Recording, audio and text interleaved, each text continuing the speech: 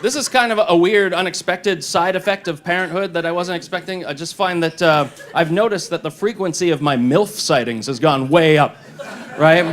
You know what I mean? Like MILF mothers I'd like fornication with, and that sort of thing. Because when you're single, when you're young, like a MILF is a very exotic creature in the wild. You don't see them very often. But now that I'm a parent, parents are in my peer group, and just statistically more often I'm going to see an attractive one. And so I'm not coming off totally creepy here. I'm not saying I'm actively pursuing them or anything like that. I'm just sort of admiring them from a distance, like a little abstract appreciation, like the way I might admire a BMX mountain bike, you know, just sort of nostalgically, like, oh yeah, I used to like to ride those. That sort of thing. It's just, that's all it is. I'm just gonna, my distance, right? I'm not gonna jump on and try to pop a wheelie right there. Like, that's not gonna happen, right? Those days are over, right? The old banana seat's not what it used to be. But, you know, I wouldn't want to get with them anyway. I wouldn't want, just because I wouldn't want them to see how old and doughy I've become, right? Just because when you're young, you can convince yourself you're a lean, mean sex machine. But now I know, right? I'm just placid, flaccid, and full of antacid. So, that's it.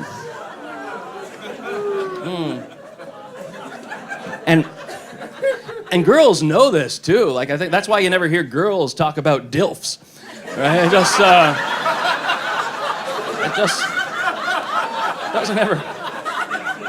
doesn't really come up because they know, right?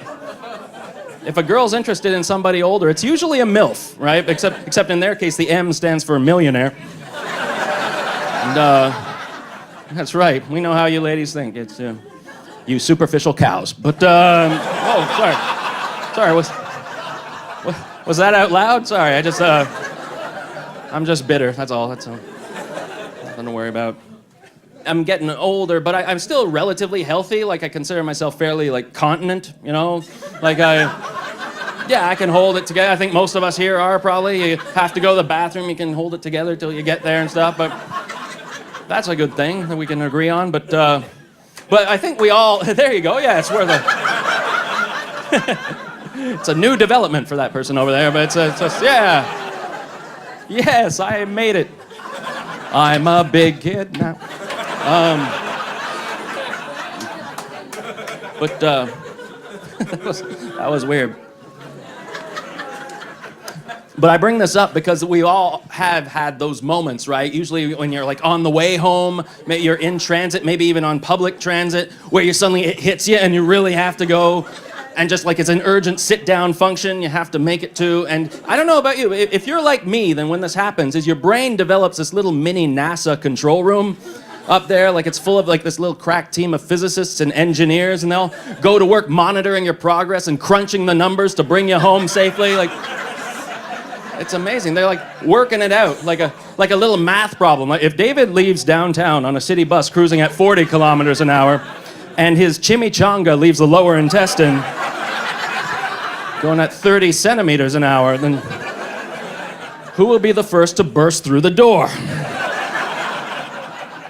And then they go to work. Mini-NASA's going to work, crunching. You can hear them up there chattering in the control room. They're like, ease up, chimichanga, you're coming in too hot. Ease up, ease up. Like, you know, they're all like just regulating gas pressure and friction, just doing all the science in there.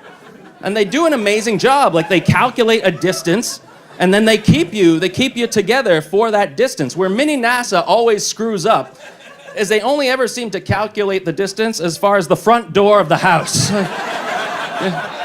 You notice that your brain does that? When you see your house, you think you're home free, and that's when you hear it's like, bring her home, chimichanga, bring her home, you go for splashdown.